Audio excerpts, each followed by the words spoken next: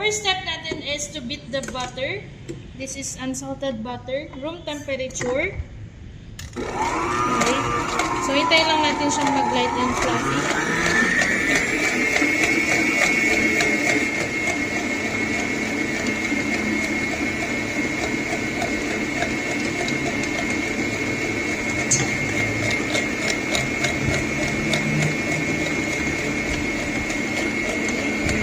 So, once na light and fluffy na siya, that is the time na mag-add na tayo ng powdered sugar.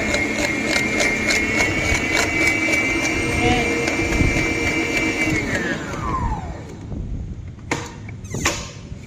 Lagyan natin ng powdered sugar.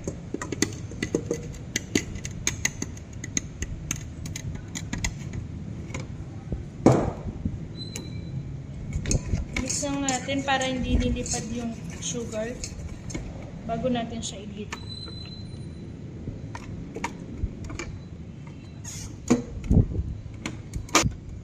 Okay, beat ulit natin with the sugar.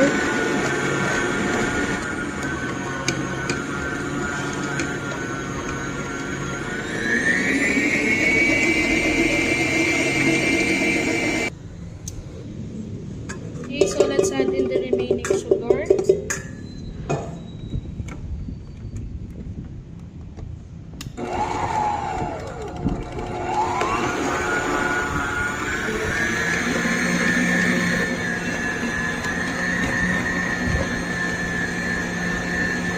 Lagyan na natin yung ating vanilla extract. Yung ating milk.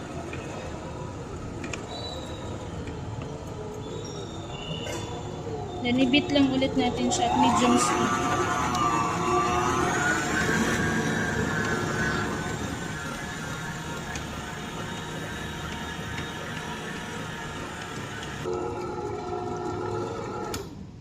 Okay, so okay na yan. Check lang natin ulit yung consistency niya. I-check lang ulit natin yung kanyang consistency. Okay, so ayan, meron na tayong stiff peak ng ating vanilla buttercream. Okay, so from here, pwede mo siyang lagyan ng flavor na desire ninyo and then yung kulay or color.